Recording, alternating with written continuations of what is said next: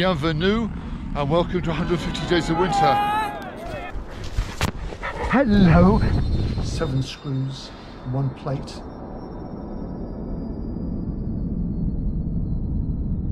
Oh, isn't that the most frustrating thing?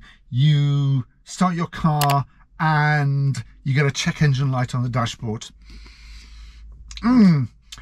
The old me would have completely panicked and thought that his engine was about to blow up. The newer me knows that when the check engine light comes on, that it just means that one of a bunch of sensors around the engine is throwing out like a fault code. So it's not as bad as it seems. Well, not all the time. And again, this is not in any way a sponsored video at all, because I'm not getting a kickback from them. However, I would thoroughly recommend people nowadays purchase an ODB2 scan tool, which means that when you do get a check engine light, you can easily see exactly what the problem is, and if possible, fix it yourself. Okay. For me, I went and purchased a product called Carly, which is well, it's 2 parts. Basically, this bit plugs in under the steering wheel, just above the pedal box, and it enables me to link it to my app where I can run a diagnostic of the engine. Okay, and in this case, when I ran a diagnostic of the engine, it came up with this error message, this code, which is the exhaust gas recirculation flow. From what I've learned, is quite a common problem, especially when you don't use your car very much. And for me, I don't use my car very much. Without me babbling on anymore, let us go and see if we can go and fix this problem. Just to make it clear, I'm not a mechanic, okay? I've got a set of very basic tools. So, you know, if I can fix it, I think anybody can, but we'll see. Anyway, so let's go under the bonnet.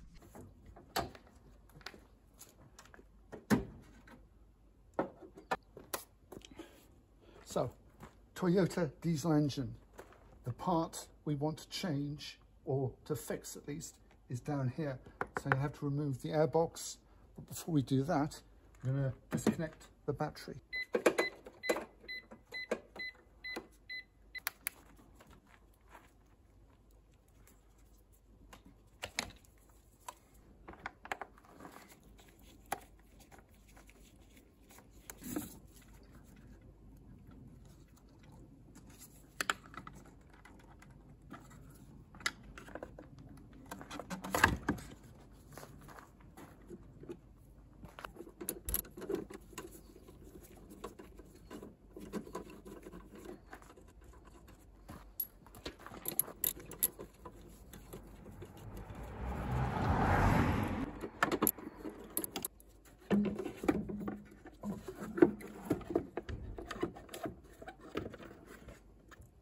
So we can now get a better look at the device we have to remove, and this is this piece here, and it's held in with 2 I guess hydraulic lines and another clip, electronic clips there. So we're going to take the clip off, undo the 2 pipes, and there are 3 nuts that are holding this together.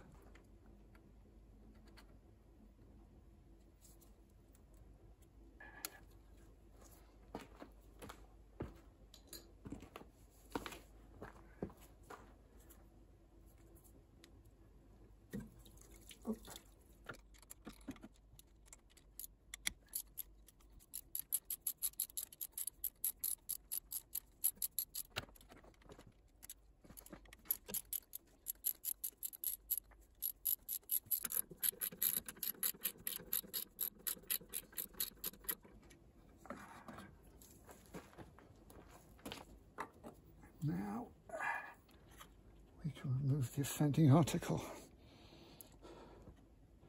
Also,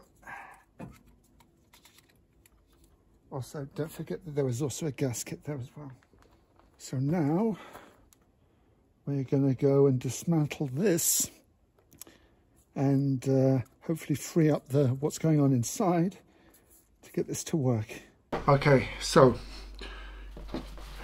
what we need to do is we need to remove these 3 bolts that are here, which basically holds the motor onto the bottom of here. Now, I've already done this, but I would thoroughly recommend that you go and hit these with some penetrating fluid, because they are stiff as anything.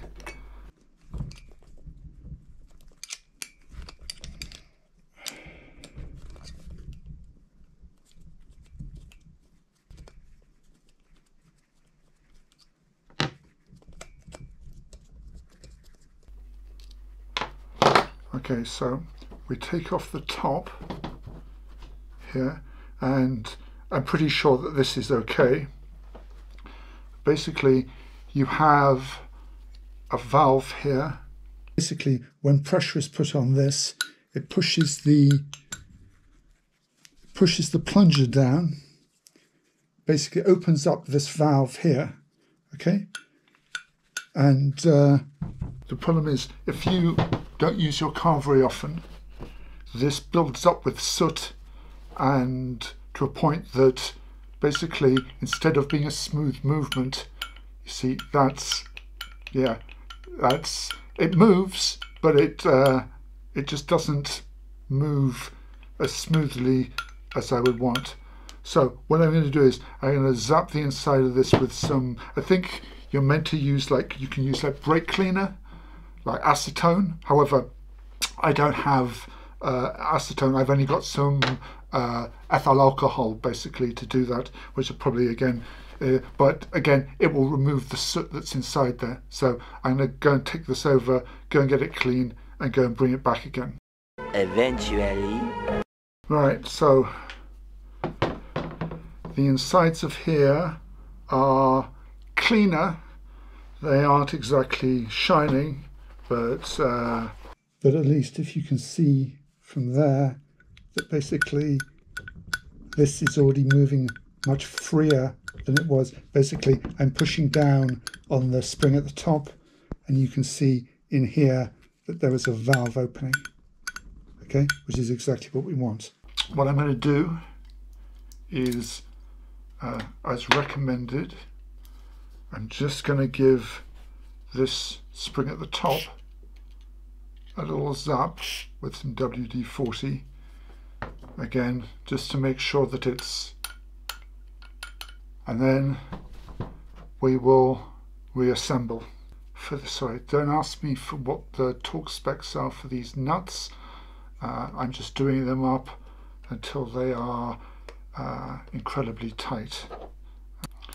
And then when we finish this, we will go and refit it to the car and see if this has solved our problem. Fingers crossed.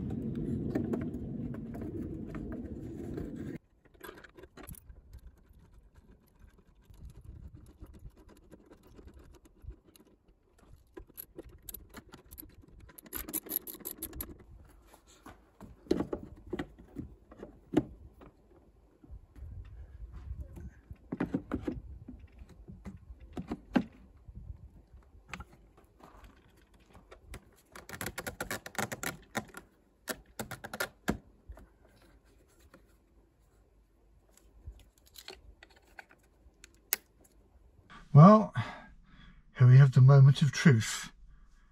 Will we still have the light?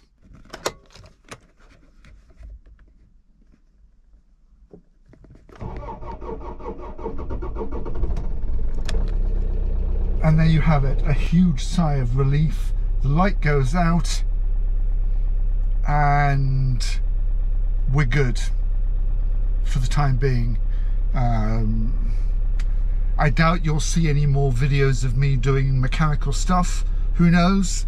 Anyway, if you'd enjoyed this, feel free to subscribe to the channel, leave me a comment down below, click the like button, and I will see you all in the next video.